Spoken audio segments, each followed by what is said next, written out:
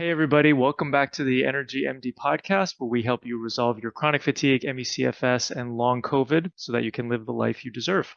So, really excited about today because we're going to be talking about how to boost your energy naturally by tapping into body fat. So, you got to stay tuned in order to know exactly what that means. And we're going to be doing that with my friend Andrea Nicholson. So, let's learn a little bit about Andrea. So Andrea transitioned from crime scene investigator to functional health investigator after solving her own health challenges with insulin resistance, chronic constipation, and advancing heart disease. Today, she uses those same investigative skills with her clients to identify and solve underlying health challenges associated with insulin resistance and metabolic health. Andrea is board certified in holistic nutrition, a certified nutrition therapist master, level 3 restorative wellness practitioner, and has completed several continuing education courses in low-carb nutrition therapy practices. Her practice is entirely virtual, based out of Parker, Colorado. Andrea, thanks so much for joining me today. Yeah, absolutely. Thank you so much for having me. This is going to be a lot of fun.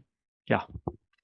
And so I gotta understand what this whole crime scene investigator thing is first, because that whole transition from crime scene investigator to functional health investigator really is the best tagline that I've ever seen, I think. Yeah.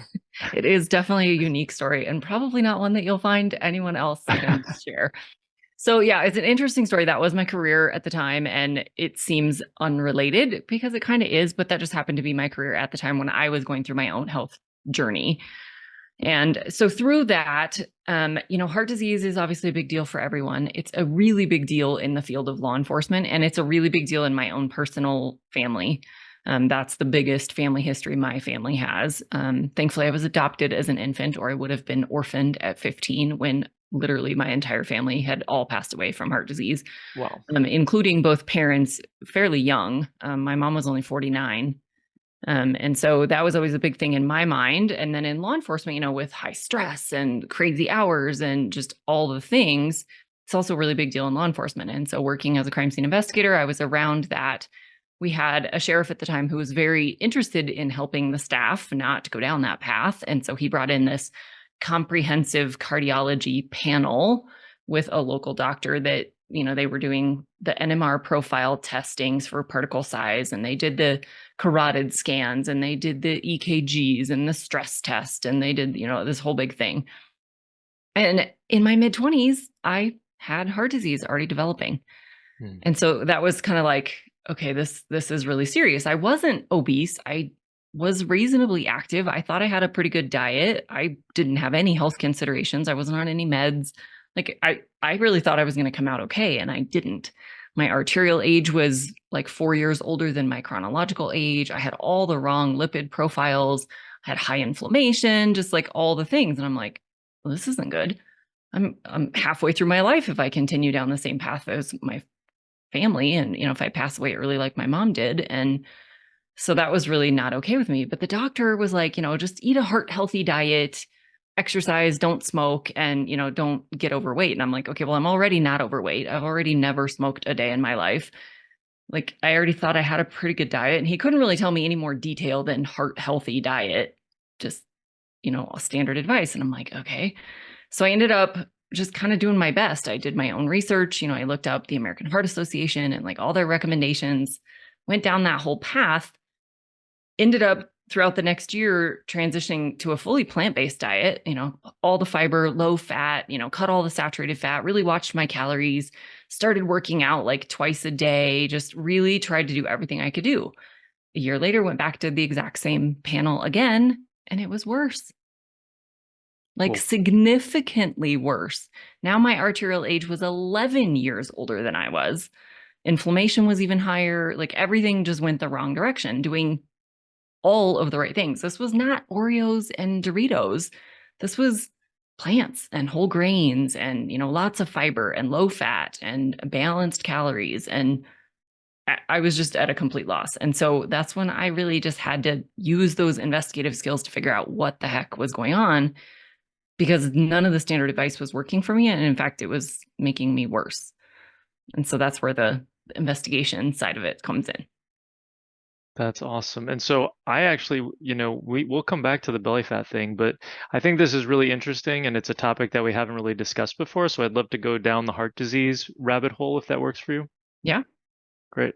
So then we're all kind of on the edge of our seat here. So then what happened next? Yeah. So, the same thing. I asked again the next year. I'm like, okay, here's all the things I've done for the last year. And it got worse. Like literally, what am I doing wrong? Well, I must be doing something not right. And he really still could not tell me anything helpful. None of my like lipid panel stuff, even though it was all the wrong profiles, none of it rose to the level that he thought I needed to be on a statin or anything. So he wasn't, pushing any drugs at me, which thankfully that was true because I was definitely not interested in going that route at all anyway.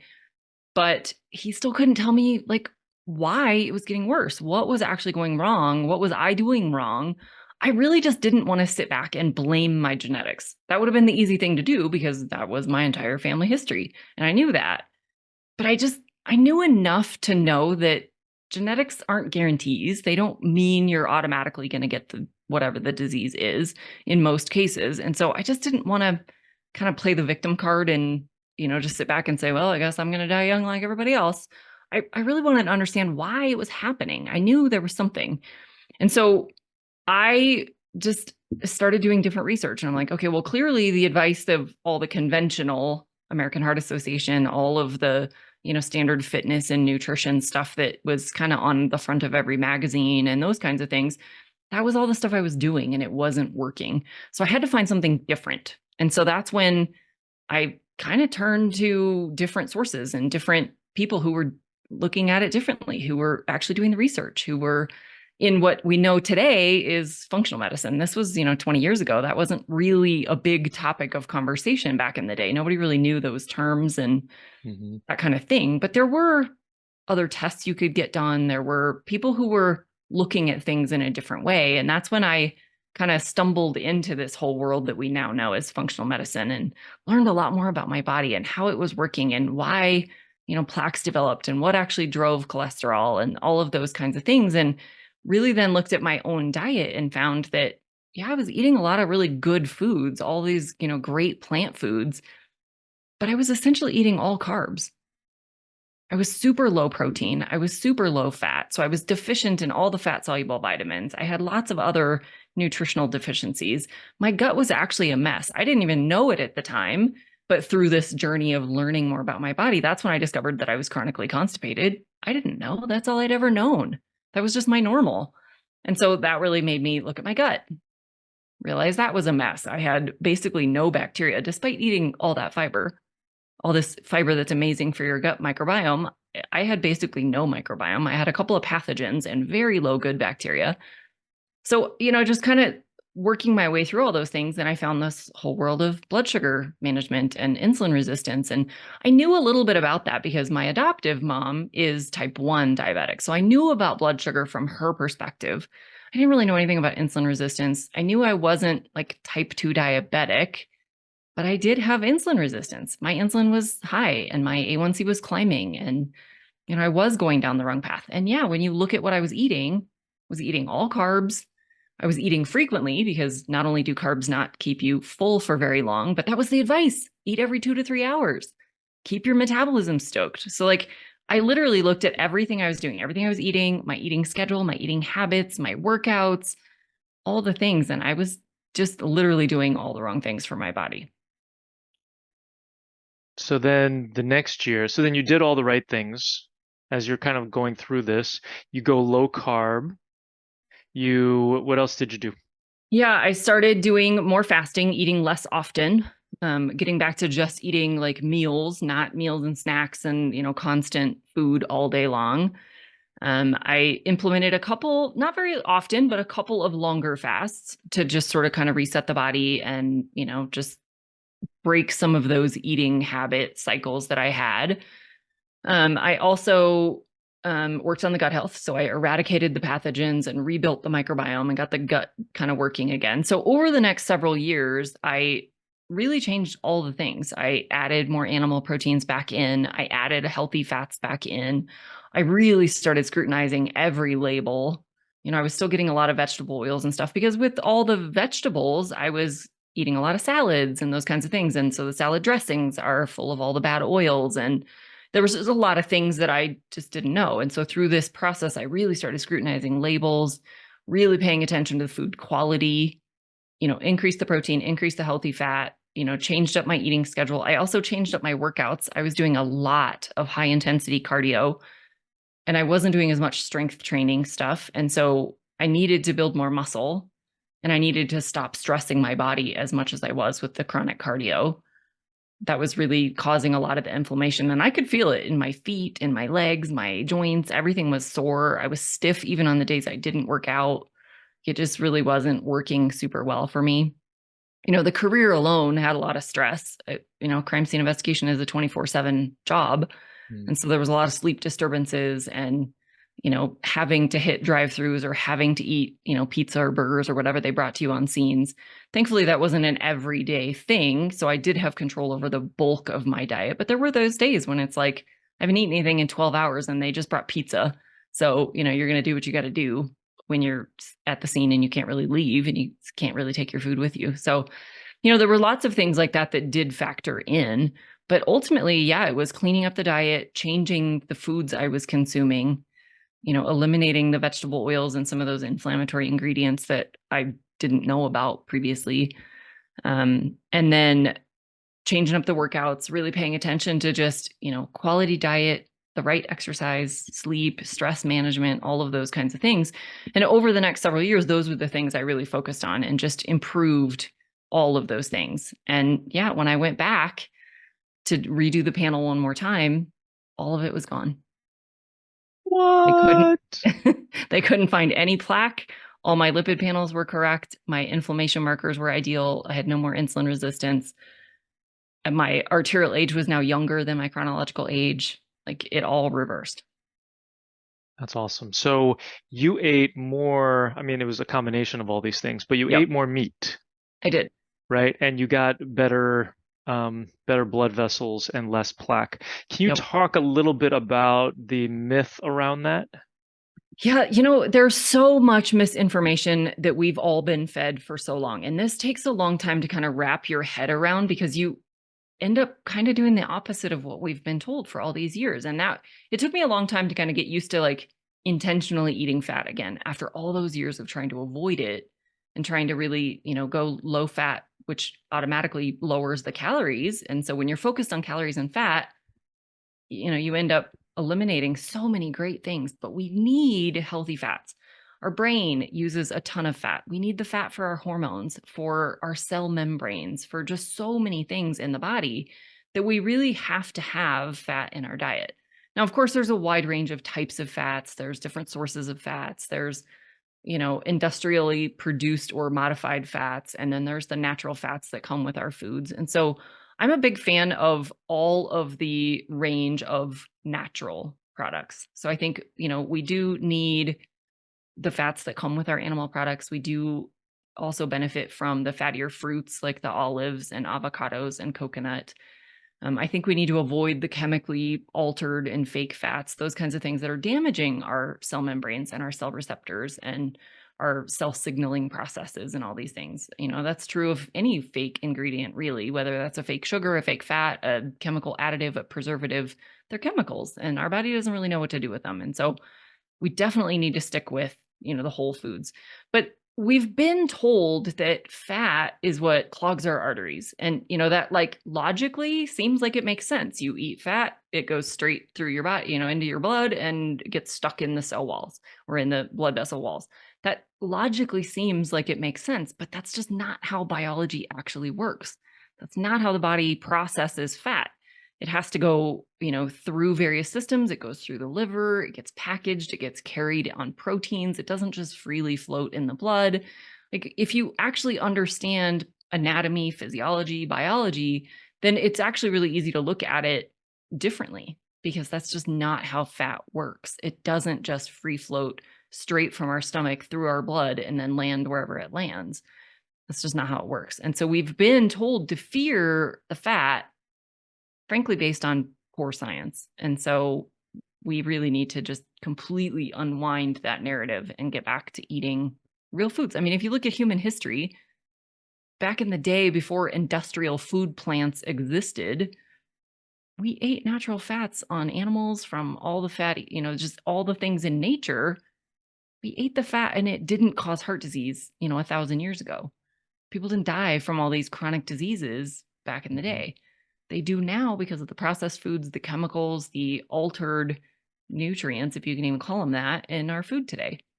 And so fat is not what we should be fearing. It's the processed foods, the industrialized foods, the chemical fake things that we're now consuming that really we need to get out of our diet. And weren't the vegetable oils kind of like a byproduct of some of like the industrial Yeah. um companies, and they were like, how can we sell this? Yep. Yeah, they were a lot used in like engine manufacturing and they were used as lubricants. And then it was like, hey, we can actually sell this as food. A lot of the cereal products are the same thing. Those were a lot of that wheat bran was a waste product and they were trying to figure out what to do with Mhm. it. And they turned it into cereal and then told us all that we need breakfast cereals because breakfast is the most important meal of the day. So sadly, a lot of our food Mhm. that we think of today never was food to begin with, and it certainly isn't a natural product. And so, just as much as we can get back to eating real, whole, natural foods, the better. Yeah, well said. And so you talked a little bit about this, but kind of I guess the difference between like the saturated fats and the unsaturated, which ones are better? Because the saturated are like those that seems like they harden at room temperature, and the ones that, you see the coconut oil and you see the butter and you're like, that's getting in your arteries. And that was kind of like, what we were told, 20, 30 years ago, and even still now, right, by doctors who just aren't in the know. So can you talk a little bit about the difference of those? Yeah, so they're basically just a different chemistry set. They've got a little bit of a different chemical structure is really the only difference. The thing that I think we all need to understand is there are no foods that are like 100% saturated fat. Even butter or coconut oil is a mix of all the different kinds of saturated and unsaturated fats. You're getting a wide range of all of them in everything that has fat. So even the foods that have like the highest percentage of saturated fat, it's really like 2%. It's not that much Well, saturated fat in the grand scheme of the total food. If you're looking at like bacon or, red meat, that those are the things that are often are vilified. When you look at how much of it is water content, how much of it is protein content, how much of it is, other nutrients, other things that are in there, and then you look at the fat, it's really not that much actual saturated fat. We're getting the wide range of all of them in all the foods that have fat. So I think that's the first thing for people to understand is we're not just eating saturated fat. So you can avoid butter and coconut oil all you want, but you're still going to get some saturated fat in other sources. Even like olive oil is going to have some. It's going to have unsaturated, it's going to have polyunsaturated, and it's going to have a little bit of saturated fat as well. So we need to really stop kind of vilifying any one of them alone because you get them all together anyway. The thing I think that also awakened me is a lot of the fat that our bodies produce when we're taking nutrients and we're creating fatty acids to be stored for later use. A lot of what our body makes is saturated fat. Well, why would your body make something that's dangerous for you, that's designed to kill you? It just doesn't even make sense. So why are we fearing something your body naturally produces? So I think we really do need all of them, and we need to maybe not even hyper focus on how much of each one. Like of course there's going to be individual variation. Some people are going to react differently to certain kinds of fats or certain, just like we do with certain foods. Some people are allergic to peanuts. Not everybody is. That doesn't mean everyone needs to give up peanuts. And so I think we need to really look at it from an individual standpoint. What makes you feel the best? What gives you the best results personally? Is it a whole natural food? Are you getting the natural composition of fats in that food because it's from nature? Then I wouldn't worry about it as much. I do worry about the foods where they've artificially altered the fat profile or removed the fat from it because you're also losing some of the cofactors and the other things that go with those ingredients when you take like milk, for example, if you go skim milk versus whole milk, when they take all the fat out, they're also taking some of the enzymes and some of the other cofactors that you need to actually use that milk appropriately. Not that milk's necessarily the ideal thing for anyone or everyone for that matter, but that's just an example of when you alter the fat content of a food, you're not just altering the fat content, you're also altering the overall profile of that food. And as much as we can just leave things as they were created in nature, the better off we'll be. Amen. It's always good to go back to thinking, how did we live 10,000 years ago, Yeah. and what does that actually look like? Yep. So let's talk about quality of fats. We've got the animal proteins, the animal products, and then you said olive, coconut, avocado. Can you talk about like when you're choosing these particular items, what should you be looking for? I'm a big fan of all of them, frankly. I like all the animal proteins and fats that come with those proteins, and I like the fattier fruits as well. And for some people, I think dairy can also work well for some people. That's a inflammatory thing for a lot of people. It doesn't work for some people. So that's a very individualized thing, just like every other food, frankly, is. But I'm a big fan of the fats that just naturally come with these foods. So as much as we can just lean into, you know, enjoying the fat that comes with our meat, enjoying the whole egg, enjoying, fattier fish or those kinds of things. And then whether you like avocado or mashed up in kind of a guacamole form, or if you like, any of the coconut products, I think those are all fine. I think just all of those are good. We just want to make sure we're getting quality products. So, when it comes to produce, as much as we can, try to get, organic, good brands so that you can actually trust. That's the problem with anything that comes in a package, especially oils. You really don't know for sure what's in it. They say it's 100% olive oil or avocado oil, but unfortunately, a lot of kind of sting studies have been done and found that they're cut with canola oil. Hmm. They're not actually filled with the right oil in the bottle. So those are a little bit of the risks with oils. It's again why I kind of like whole natural foods, because nobody can substitute the oil that's found in an avocado, but they can substitute what's in the avocado oil bottle. And Hmm. so the more whole food you can get, the better you'll be. So when it comes to produce, as much as you can get organic, that's the best from good quality brands and sources. When it comes to animal products, grass fed, grass finished, organic, all of those kinds of things are going to be important. When it's fish, trying to get wild caught, flash frozen, those kinds of things where it's the best quality seafoods possible. I'm just a bigger fan of trying to get all of our nutrients straight from the whole source. I would use oils less often just because they are, they are processed. It's a minimally processed food if it's a good quality, but it is still not the whole original food. So as much as we can eat that whole original food, I think we're going to be better off. And with olive oil, oftentimes you're looking for extra virgin, this, that, and the other thing. What do you think is high quality olive oil that we should be aiming for? Yeah, I like the extra virgin. That's kind of my go-to when it comes to the olive oil. I think avocado oil usually is just virgin. And then same thing with coconut oil. It's usually virgin or unrefined, depending on the label. So those are all terms I would look for. Anything that says refined or enriched, I would avoid, whether that's an oil, a grain, any kind of packaged product. That means they've removed things and then tried to put some stuff back in. But a lot of times what they put back in is either synthetic or never existed in that food anyway, kind of like vitamin D in orange juice. There's no vitamin D in oranges, so why are we adding vitamin D to orange juice? It's a fat soluble vitamin. There's no fat in orange juice. You're not going to get any vitamin D out of that, so save your money. So yeah, I'm a bigger fan of the extra virgin olive oil when it comes to that. And then, just organic if you can do it, and from a good reputable brand, preferably one that's been third-party tested so that that it really does contain olive oil and not other fillers. Tell me a little bit about the stability of oils, in terms of which are the oils that we can be putting on salads and which are the ones that we should be cooking our turkey bacon with. This is a hotly debated topic, and you can find research on a wide range of spectrums here. There's some research that says, pay attention to smoke point, and if it's got a low smoke point, you shouldn't cook with it. And then there's other studies where like they cooked with various oils and butter and lard and all these things.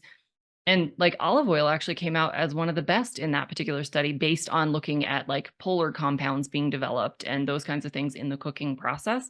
And so that particular study, I think it was out of, I want to say Sweden. I can't remember offhand. It's been a few years since I read it. They actually said olive oil was the best for like regular cooking, like sauteing, baking, those kinds of things. And so, I honestly don't know that we really know for sure because there's different compounds that are developed as things are cooked. There's different things that are destroyed as things are cooked. And so there's going to be pros and cons across the board. I think when it comes to cooking like animal products, I like using the animal fats for that. Whatever's either naturally with it or like using either butter, lard, those kinds of things, I think is really good. Coconut oil tends to be okay, but not everybody likes the flavor depending on what you're cooking. It does add a little bit of a different flavor.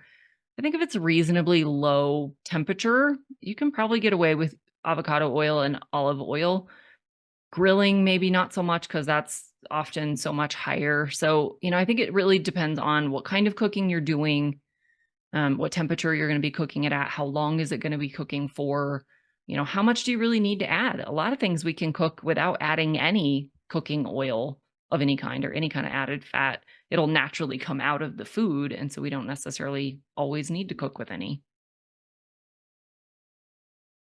Let's pivot back to heart disease. You had mentioned the doctor did not want to put you on a statin drug. Can you talk a little bit about, when somebody comes to you and says, hey, my doctor wants to put me on a statin, what do you tell them?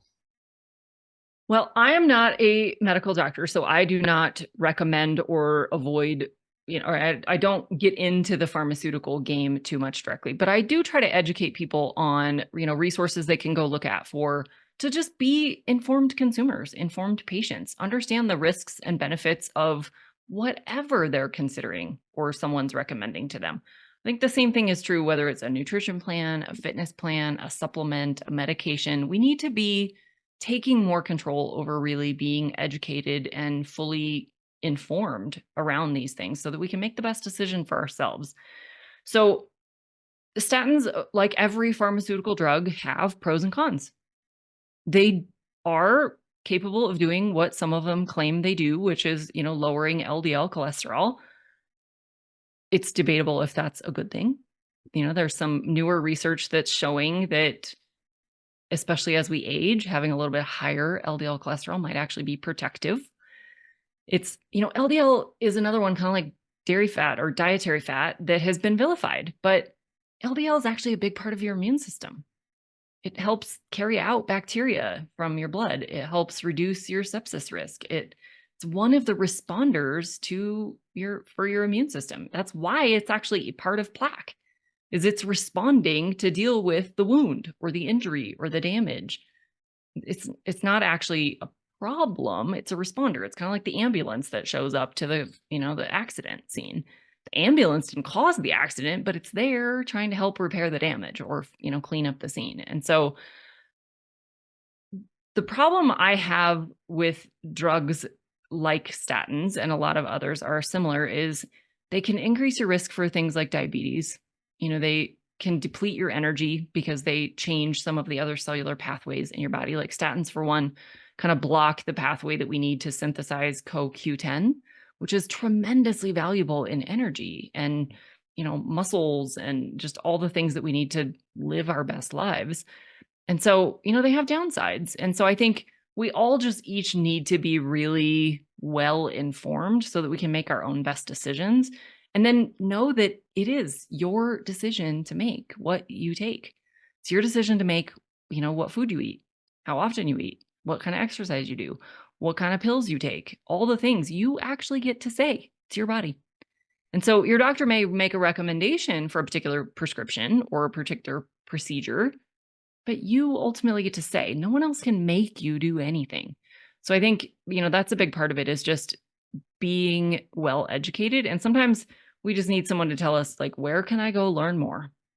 The internet is an amazing thing, but it can also be kind of a scary rabbit hole and not always super helpful, because you can end up with the wide range of opinions and wide range of conflicting information.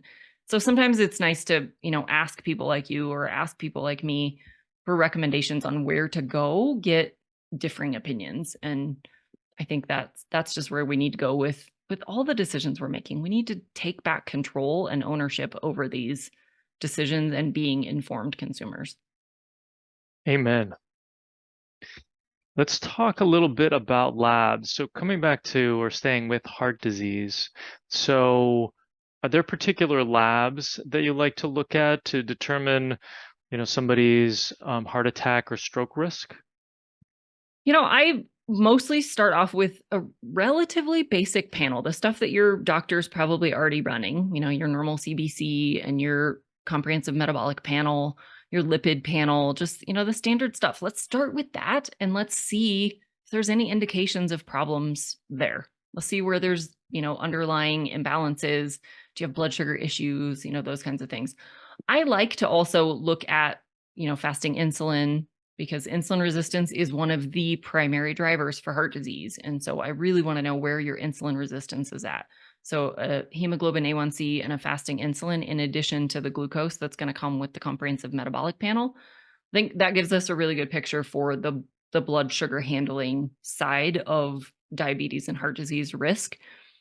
The lipid panel, of course, plays directly into those kinds of things. So triglycerides is actually my number one thing that I really like to look at. We really do not want high triglycerides. It's just dangerous for all of the chronic diseases, the stroke risk, the heart attack risk, hypertension, all the things. It's directly related. So that's the number one thing I look at on the lipid panel. And I also want to see a good HDL level, which is, considered the good cholesterol. We want that to be, a good robust amount. And then, just looking at the total package there as well, what is your LDL? Total matters less to me because it's made up of the good and the bad, and it doesn't really tell you a whole lot about what's going on. But looking at the fractions of the rest of those, I think, can be helpful. And sometimes that can then dictate, okay, maybe you do need to go for something more comprehensive and actually look at, the particle tests, or do a coronary calcium score, or do, some more advanced testing to see if there's something there. Sometimes those can also just kind of put your mind to rest if your doctor really is like pushing a drug that you don't want to do. Sometimes you can ask for the more advanced testing to really weed out what your real risk is, because sometimes the basic panels can look a little risky, and then you run the more advanced panels and there's like a coronary calcium score and it's a 0. So you have no hardened plaque, that they could find. And so I think there's a wide range of things. Those are some of the top from kind of a basic lab standpoint. Inflammation markers, of course, make a big difference as well. So looking at things like C-reactive protein, high sensitivity C-reactive protein, homocysteine, those kinds of things, I think are also really helpful. Very cool. Fibrinogen, myeloperoxidase, any of those you like? Yeah, I think those can also be helpful, depending on the client, depending on the situation. I think those actually do provide a lot of extra information. I don't frequently see those on standard panels that most doctors are running. At least the ones that my clients bring to me, they rarely have those markers on them. I think if somebody was already at risk or like just came through some kind of surgical procedure or something, then, sometimes those get included. But those, I rarely see those on panels that my clients bring from what their doctors have run. Yeah, that's helpful. And so what do you like for fasting insulin? What do you want it to be? The lower, well, I would generally say the lower the better, but obviously we don't want 0 because you do need insulin. You just don't want it to be too high. So generally I like to see it, for sure under 10 is a good thing. 2 to 6 or 7 is really ideal in the US. And what do you like for hemoglobin A1C? Ideally under 5.3. But same thing. I mean, we don't need to be striving for like a 3. We don't need to go too low. We do still need some of that to be found, because that's an indication of what your blood sugars have been doing for the last roughly 60 to 120 days. And so if it's too low, that could indicate a different situation. So generally, upper 4s, low 5s. And what about the lipid panel? What do you like to see for cholesterol, LDL, triglycerides? It actually varies a little bit based on age. There's some research that shows, as we age, we actually want a little bit of a different profile than we do when we're younger. And then there are some variations, male, female as well. And so the ones I really look at, I like triglycerides to be under 100. Ideally, 50 to 70 kind of thing is, I think, pretty reasonable. LDL, you know, 150 or under is generally a good thing. But same thing, we don't want it to be too low, especially as we age. So we do actually want LDL to be present. We don't want a super low value because that comes with its own problems. HDL is going to vary a little bit. Women, we typically want to be higher. So, 65 to 85 is pretty good. Men generally more, 55 to 75 kind of thing. So just a little bit lower seems to work pretty well.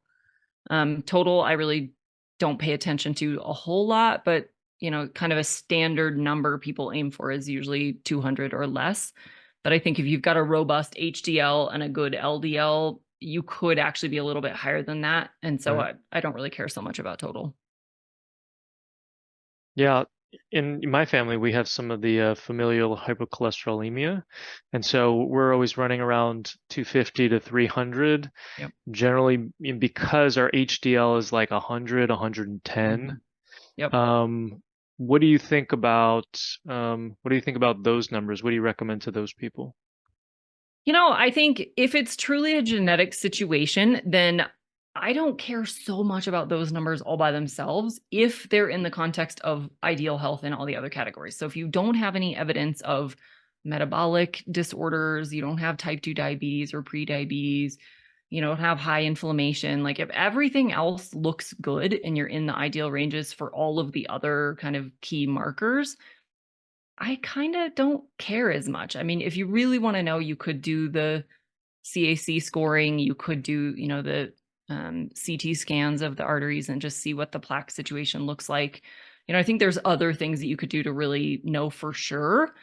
But I think if the rest of your stuff looks really good, I'm less concerned about high total, especially if you've got good HDL and good triglycerides. Those are kind of the two that I would care most about.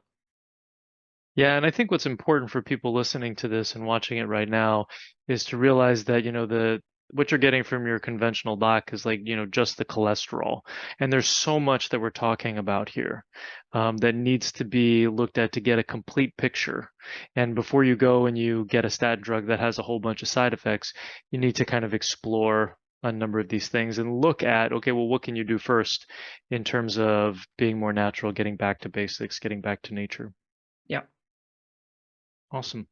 So let's talk a little bit about energy with the time that we have left. So, in terms of insulin resistance, what is the relationship between insulin resistance and energy? Yeah. So if you have insulin resistance, your body is producing more insulin to do the job that it's supposed to be doing with less. So it's kind of like the boy that screamed wolf too much and then, nobody was listening anymore. The body is like screaming at the cells to take in the glucose and they're like, nope, no vacancy, we're not listening. And so your cells are not responding to the insulin anymore. So now you've got higher insulin and the body's not responding to it well. But what that means is you can't really get the fuels into your cells where they can be converted into cellular energy or ATP. And so if you can't get energy into the cell where it can be converted, then you don't have energy. If your cells don't have energy, you don't have energy. So your organs don't work as well. Your brain doesn't work as well. Like all of these things just don't work as well. And so we do need the appropriate level of insulin to be able to tell the cells what to do because insulin plays lots of roles in the body. One of which is to get blood sugar, the sugar out of the blood into the cells where it can be used. But it's also then telling the cell what to do with it. And generally speaking, when insulin is elevated, it's telling the cell to convert it into something that can be stored. So insulin is a storage hormone. It's a growth and storage hormone. So we're naturally highest in insulin when we're in active phases of growing. So pregnancy, puberty, these kinds of things, we naturally have some insulin resistance because we're trying to grow. We're trying to store and build new tissues. The problem comes in with those of us that are not pregnant or in puberty. We don't really want to be growing necessarily, because usually that means you're gaining fat. You're getting larger. That can also fuel cancers and grow tumors and those kinds of things. It's a growth signal. And so we don't want that necessarily to be true. So we want to bring that insulin level back down so that the cells can kind of repair that whole cell signaling system, and they can more efficiently use the fuels that are coming in. So most of us think that we can only really run on glucose most of the time. But that's actually not true. We can run on fats that we're breaking down from our stored fats. We can convert some of those fats into ketones, which are water soluble short chain fatty acids that can actually float freely through the blood, unlike fat. The blood is mostly water, and so fatty acids themselves cannot just float through the blood, because that's kind of oil and water. You can't do that. So those have to be carried on proteins. But ketones are water soluble, so they can float through the blood, and they're also really tiny, so they can even cross the blood-brain barrier, and they can fuel the brain. So some of the newer research has shown that certain tissues actually prefer to run on fats and ketones over glucose. So even in the presence of both, they'll prefer the fats and the ketones. And so that includes the brain, that includes the heart, that includes, lots of these different tissues that are pretty high metabolic tissues. They use a lot of energy. The brain is one of the biggest energy sucks. It uses a ton because it's doing so much. And so the problem is you can't release fat from your fat cells if insulin is high, because insulin blocks the hormone needed to allow that fat to come out of your fat cells to be used for energy. And so if you can't break down these stored fuels, not only can you not really lose weight very well, because you literally can't liberate that fat to be used or burned, but you're also hungry more often. You have to really run on glucose then. You have to run on sugar. And so you either have to be taking in that sugar in the form of carbohydrates of any kind. It could be simple sugars, could be vegetables, any of those kinds of things.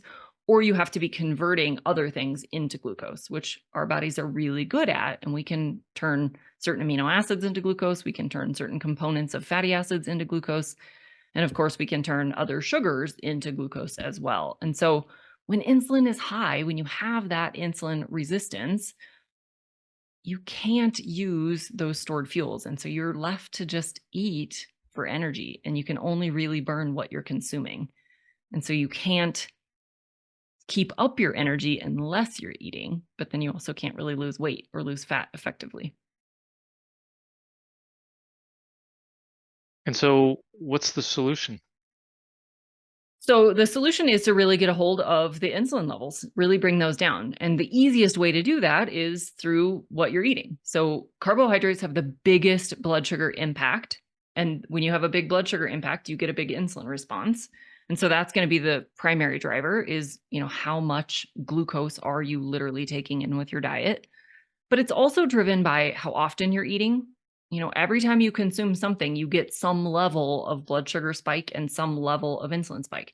So if you're eating every couple of hours, like I was when I first found that I was insulin resistant, you're getting a constant release of insulin. And so it never has a chance to come back down to baseline between meals or snacks. The only time it's really got an opportunity is overnight when you're fasting. And so changing up the diet is one thing, or really looking at how much you're taking in, looking up how often you're taking things in. And then obviously portion sizes do play in. So calories do matter, because if you're over consuming anything, you're going to get a bigger insulin spike, period, just because you're over consuming. And the body's got to do something with all of that coming in. And insulin's what's telling the body what to do with it. And so we really need to get a hold of what we eat, when we eat, and how much we eat. And so if you dial in all three of those levers, then insulin will start coming down. And there's a wide variety of ways to do this. You can do it through low carbohydrate eating. You can do it through, intermittent fasting. You can do it through, lots of different dietary strategies to really get a hold of your overall insulin levels. Once those come back down, now you've got a little bit more metabolic flexibility. So you can burn sugar when it's available. And you can burn fat. When you're not actively eating, you can burn the fat that you've got stored. And that you have years worth of energy stored on your body. Even the leanest of people can survive on fat for a very long time. And so then you have sustainable energy all the time because your body can break down that fat to keep everything running smoothly all the time, even if you're not eating. And this is the work you do with people, correct? It is. And where can people find you online? What's the best place to go? The best place is my website, which is healthylifewithandrea.com. And you can find all of the other ways to, work with me or learn about the things that I put out in the world. And then you have a free gift for our audience, the Metabolic Mastery Manual. You want to tell us about that? Yeah, it's just a comprehensive guide around, it covers some of the lab testing that can be really helpful, some at-home tools that you can use, like if you want to use a blood sugar meter at home, if you want to use a continuous glucose monitor at home, those kinds of things. So it goes through some of the tools that can be really helpful. It goes through some nutrition strategies, lifestyle strategies. We talk about the 3 levers of, what to eat, when to eat, how much to eat, those kinds of things. So it's just kind of an overall view of all the things that play into your metabolic health and what you can do about it. And this is incredibly empowering. You don't need a supplement. Yeah. It's kind of the choices that you can make every day. And then you have your Metabolic Mastery membership. Can you tell us about that? Yeah. So this is my signature offer. This is a one-on-one program that I work with people on to address their metabolic challenges, whether that be insulin resistance, diabetes, heart disease, hypertension, whatever their condition may be. And it's just set up as a monthly fee. And, constant contact with people, direct access to me for as often as you need. And we just really dial in the right nutrition plan for you, the right eating schedule, the good eating habits, exercise, sleep, stress, all the things. And we just dial in your metabolic health naturally, trying to avoid unnecessary medications. I love it. And you're 100% virtual like me, right? I am, yeah. It's awesome. Excellent. Andrea, this has been amazing. I think you dropped a ton of gold nuggets. I hope this helps a lot of people. Thanks so much for joining me today. Yes, thank you so much for having me. This was so much fun. So if you have chronic fatigue, long COVID, or mast cell activation syndrome, and you're looking for help, check us out at energymdmethod.com. We have a program for almost every single budget, and we're here to help. I hope you learned something on today's podcast. If you did, please share it with your friends and family and leave us a 5-star review on iTunes. It's really helpful for getting this information out to more people who desperately need it. Sharing all the experts I know and love and the powerful tips I have is one of my absolute favorite things to do. Thanks for being part of my community. Just a reminder, this podcast is for educational purposes only and is not a substitute for professional care by a doctor or other qualified medical professional. It is provided with the understanding that it does not constitute medical or other professional advice or services. Thanks for listening, and have an amazing day.